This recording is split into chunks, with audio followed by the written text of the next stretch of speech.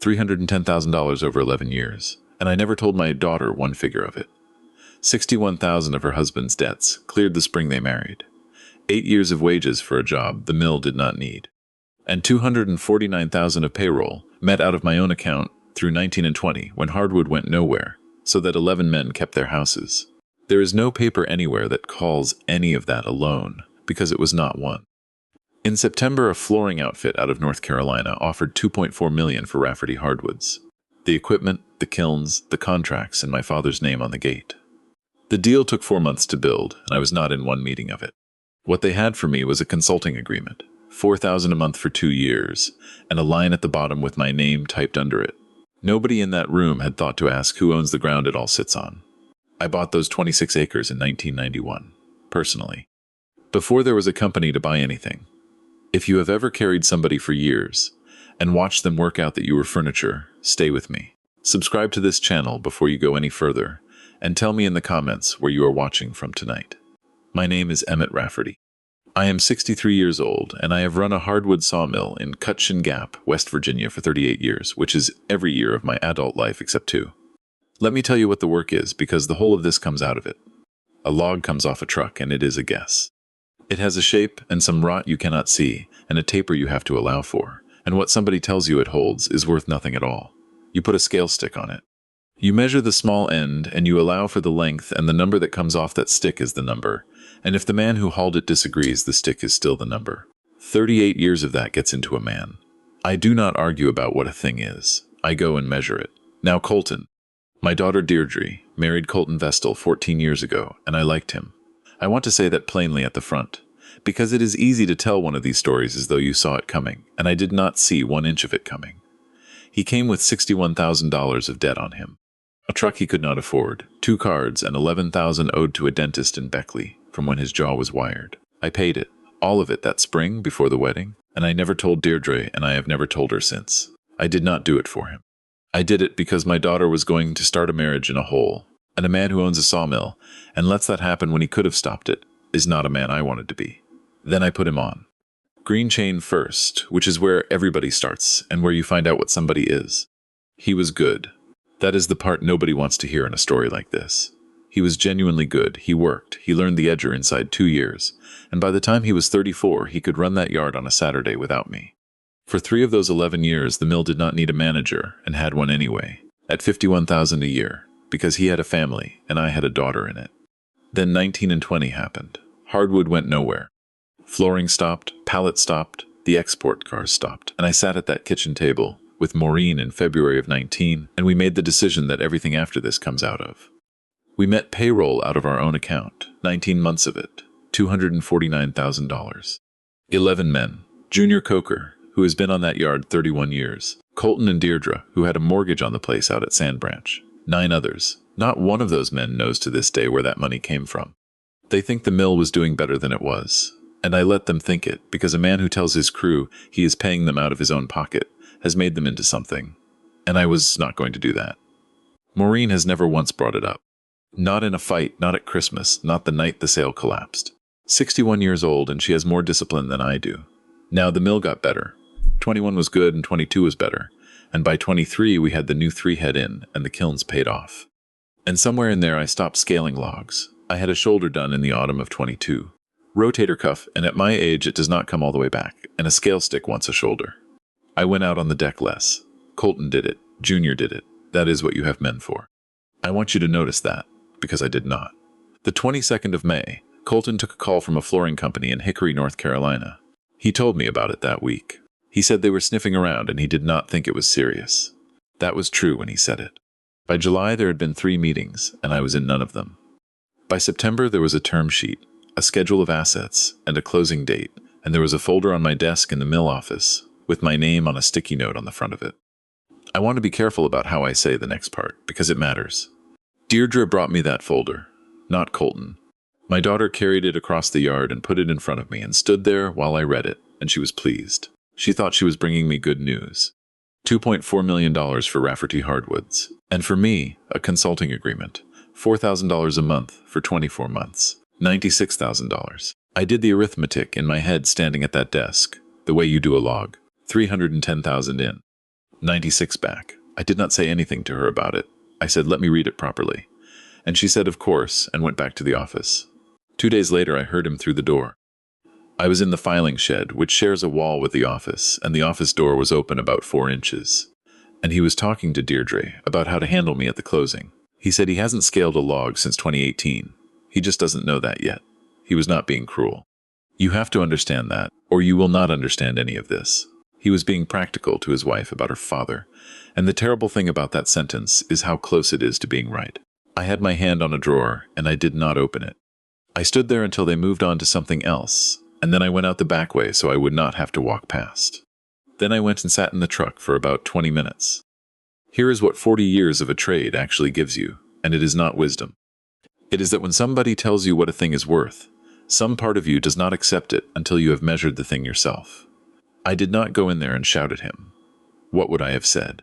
He had built a $2.4 million deal for a company I own, and everything he had done was legal, and half of it was probably clever. But nobody had measured the ground. The mill sits on 26 acres off Route 20. My father leased that ground from the Halstead family from 1961. In 1991, when old man Halstead's estate sold it off, I bought it. Me, Emmett Rafferty, personally, with a note from the bank in Oak Hill that took me 9 years to clear. Rafferty Hardwoods did not exist until 1993, so the company has never owned 1 inch of the ground it stands on. It sits there because I let it sit there, and the arrangement for 34 years has been $1 a year and nothing written down. $1 a year and a handshake with myself. That is a month-to-month tenancy. In this state it ends on 30 days' notice. I have known that fact the way you know where the light switch is. It has never once mattered. It was not a plan. Nobody hides a thing for 34 years waiting for their son-in-law to sell the company. I called Priya Anand's office on the Monday. She is the buyer's lawyer, out of Charlotte, and I did not call her to say anything. I called to confirm I would be at the closing meeting because I had worked out by then that the only thing I needed to do was be in the room when somebody finally asked. The girl who answered took my name, and then she said something she did not have to say. She said, Mr. Rafferty, we've been trying to reach the record owner about the real property, and we keep getting routed to your son-in-law. Are you the record owner? I said, I am.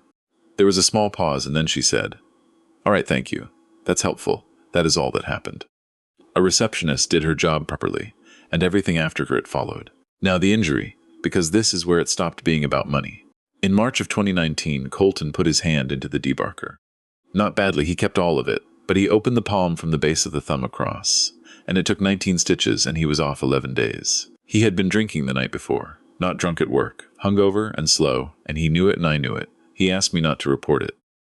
I want you to sit with that a second, because it is the hinge of the whole thing. He came to me at the truck with his hand in a towel, and he asked me not to file it, because he was ashamed and because he thought it would follow him. I told him I would think about it. I filed it that week. The Thursday. Lost time injury, employer's report, state of West Virginia, and it went to Charleston and it has been sitting there for 6 years. And I never told him. I did not tell him because he was 35 and ashamed, and there was no reason to make him carry it, and because the paperwork was my job and not his. And I did not tell him because I did not want him to feel handled. The next week I had Halvard Nisbet in Oak Hill fabricate a guard for that debarker. 1/4-inch plate, 40 inches by 26, and Halvard punched his stamp in the bottom corner the way he does everything. HN and 319. That guard hung on the old debarker for 4 years. When the 3 had went in, the old machine came out and the guard came off, and it has leaned against the block wall behind the filing shed ever since, out of the weather, doing nothing at all. On the 9th of October, I told Colton I would not be signing the consulting agreement. I did it in the office, with the door shut, and I did not raise my voice, and neither did he. I said the number was wrong, and that I would want to talk about what a share looked like. He said he would take it to them. 4 days later, a man from the state called me about an unreported injury from March of 2019. I stood in the yard with the phone against my ear, and the saw going behind me, and understood exactly what had happened, and what I felt was not what anybody would expect. It was not rage.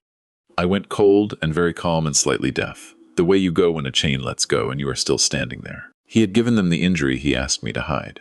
For 6 weeks after that, I was a licensed operator under investigation. My name is the license.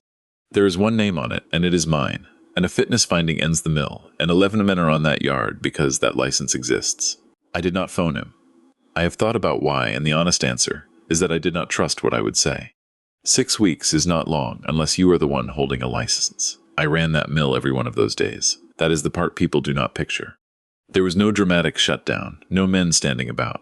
The saw went at 6:30 every morning, and the trucks came, and the kilns ran, and I signed the tickets, and the whole time there was a file in Charleston with my name on it that could have ended all of it on a Tuesday. I did not tell the men. I told Maureen on the second night, and I told Junior on the 9th day. And I told Junior only because he asked me directly in the filing shed with the door shut, and I have never been able to lie to that man. If you have ever had to keep something running while the thing underneath it was being decided by somebody you will never meet, you will know that the work is not the hard part. The work is a relief. It is 4 o'clock in the afternoon when everybody has gone, and you are still there with the lights on that gets you. I went out on the log deck on the Sunday of the 3rd week, on my own, and I scaled about 40 logs that nobody needed scaled, just to see. My shoulder was no good after 11 of them, and I did the rest badly and slowly, and I wrote all the numbers down anyway. And then I sat on the deck in the cold with the stick across my knees like a fool. Instead, I drove to Charleston. I got a certified copy of the report I filed in 2019, with the stamp and the date on it, and I put it in the truck. Then I drove to Oak Hill, and I asked Halvard Nesbitt whether he would still say he made that guard. And he looked at me like I had asked whether he still knew his own name. And he said, "It has got my stamp on it, Emmett." I asked him to come to Beckley. He is 71. He said he would. And then I went and got the guard off the block wall behind the filing shed, and it took Junior Coker and me both to get it in the truck. And Junior did not ask me one question about why. That is Junior. I will get to Junior. The closing meeting was the 21st of October, in Beckley, 2nd floor, 11 in the morning. 6 people and a speakerphone, Priya Anand and a colleague. Colton, Deirdre, me, the buyer's operations man on the phone from Hickory. And Halvard sitting out in the corridor on a chair by the lift, because I had asked him to wait until I came for him. The guard was on the table. I had carried it up those stairs with Halvard at the other end of it, and put it flat on the wood with the stamped corner facing up, and nobody had asked me about it, and I had not offered. Colton looked at it twice. Priya Anand went through the schedule of assets. Equipment, kilns, rolling stock, the contracts, the name. She reads the way a scaler reads a log, which I respected. And then she got to the real property, and she stopped. She said she had not been able to locate a conveyance of the 26 acres into the company, and that the deed of record still shows an individual grantee from 1991. And could somebody tell her who owns the ground? Colton said, "The company does." She said, "I don't have anything showing that." He said it again. He said, "It's always been the company's." And nobody said anything for a second. And then Deirdre turned her chair. She did not turn to her husband. She turned to me, and she said, "Daddy, who owns the ground?" I have gone over that 4 seconds more than any other 4 seconds in my life. My daughter, 39 years old, in a room where her husband had just answered a question, turning her chair to ask her father, because some part of her knew which one of us would know. I said, "I do. I bought it in 91. The company rents it from me for $1 a year, and there is nothing in writing." Priya Anand put her pen down. The buyer's man on the speakerphone asked her to repeat it, and she repeated it, and then he said he would need to call her back. And the line went quiet in the way a speakerphone does when somebody is hung up, but nobody wants to say so. Then I said the other thing, because I had one chance to say it in front of Deirdre, and I was not going to get another. I said, "Before anybody leaves. There is a man from the state looking at an injury from March of 2019. I put the certified report on the table next to the guard. I said, "That is the employer's report, filed the week it happened 6 years ago by me. And this is the guard I had made the week after, and that stamp is Halvard Nesbitt's, and the date punched in it is 3/19, and Halvard is sitting out in that corridor, and he is 71 years old, and he will tell you himself." I did not say who reported it to the state. I did not have to. There were 4 people in that room, and everybody knew. Colton did not look at me. He looked at his wife, and she was already looking at the table. Halvard came in and said about 9 words and went home. I watched Colton while I was talking. I wanted to see the moment land, and there is no honest way to dress that up. It was not when I said the ground was mine. He took that the way you take a machine going down. Annoyed, already working out the schedule. It was the guard. When I put my hand flat on that plate and said the date was punched into it in March of 2019, he understood 2 things at once, and you could watch him get to both. He understood that I had reported the injury 6 years ago, which meant the thing he had handed the state was nothing. And then, about a second later, he understood the other half, that I had known since 2019, that I had never once said so, and that I had bought a guard the week after, and hung it on the machine, and never mentioned that either. He had spent 6 years believing I did him a kindness by keeping quiet. What he found out in that room is that there had never been anything to keep quiet, and that the man he had just tried to end had been carrying that for him since before his younger boy was born. He put his hand over his mouth. Deirdre saw him do it. That is the moment, and it lasted about 4 seconds, and nobody has mentioned it since. The sale died the following week. $2.4 million was for a going concern, and a going concern on ground the buyer cannot have is a pile of equipment they would have to move to Hickory, and moving a sawmill is not a thing anybody does. Priya Anand's office withdrew on the 29th. She sent me a letter that she did not have to send, and it was 2 lines, and one of them was that it had been a pleasure. I served 30 days' notice on the tenancy on the 2nd of November. I want to be clear about what that was, because I have heard it described kindly, and it does not deserve kind. Nobody was coming for me by then. The sale had died the week before. I gave that notice, so there would never be a second meeting like the first one, and so the arrangement would finally be on paper, and the paper would be mine. The state closed the injury matter on the 11th, with no finding. The letter notes the reporting employer's diligence, which is a phrase I have read more times than I will admit. Colton was out of the mill in November. He was not sacked. There is no manager's job at a company that has no premises until the ground is put on a proper lease, and I did not put it on a proper lease until January, and by then he had gone. That was a thing I arranged, and I am not going to pretend otherwise. He sells farm gates in Princeton now. Deirdre is still with him. They have 2 boys, 11 and 8, and I see them 1 weekend a month at Maureen's insistence. And Colton and I say good morning to each other and nothing else. He hasn't scaled a log since 2018. He just doesn't know that yet. He said that to my daughter through a door in September about me, and he was very nearly right. I had not scaled a log since 2018. My shoulder is what it is. And the thing he got wrong is not the shoulder. It is that he thought the measuring was the scale stick. The measuring is not the stick. The measuring is refusing to accept what a thing is until you have gone and looked at it yourself. I did that to 26 acres in 1991, and I did it to a deed in October, and I have done it every working day for 38 years, and you do not need a shoulder for it. Now Fergus. I have a cousin, Fergus Rafferty, who was raised in my mother's house from the age of 6 after his own mother died. He is more brother to me than cousin, and he has not spoken to me since 1994. In 94, this mill could carry one of us. The operator's license is one name, and it was mine because I was 6 months older, and sat the exam first, and I bought Fergus out for $11,000 and a truck, and I told myself it was fair because it was legal. It was legal. 31 years. He is in Ohio.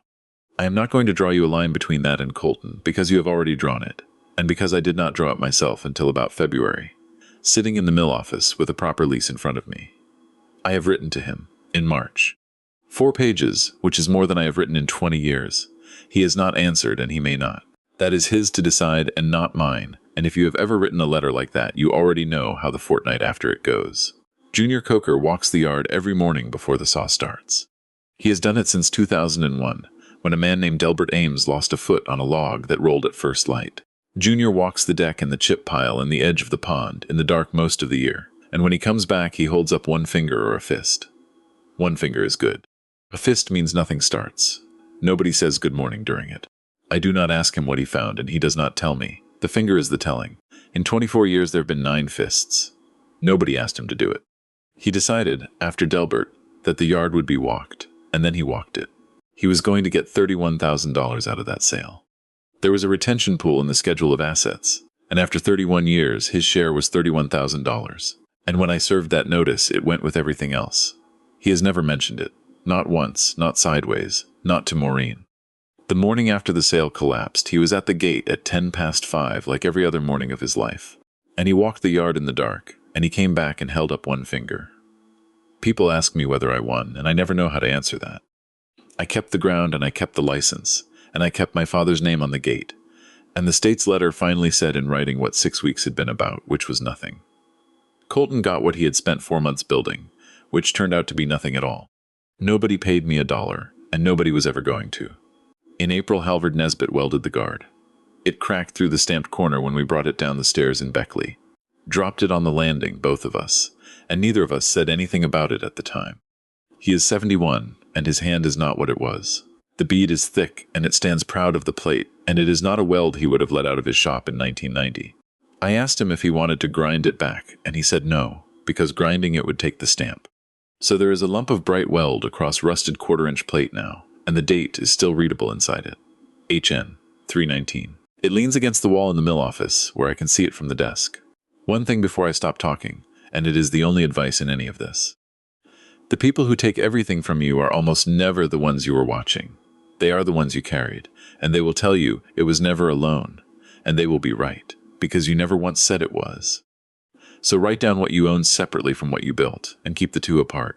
The ground is not the business. The building is not the company. The truck is not the round. And go and find out today who is on the deed, because the day somebody sells the thing you spent your life on is a poor afternoon to discover that nobody ever checked. And there is a piece of it I have never got straight, which I will put to you. When I served that notice, the sale was already dead. Nobody needed me to do it, but there was $31,000 in that deal for Junior Coker, and about $160,000 across the rest of the yard, and every dollar of it went when I gave notice on the ground. 11 men who never did one thing to me paid for the fact that I wanted my own name on that gate. They all still have jobs. The mill still runs. I tell myself that, and it is true, and it is not the same thing as an answer, because I know exactly what $31,000 is to a man of 68 who walks a yard in the dark for nothing. So tell me in the comments, was that mine to spend? If you have ever protected the one thing that was actually yours, and watched what it cost the people standing near you, I would like to hear it. And subscribe to this channel while you are down there, and tell me where you are watching from tonight.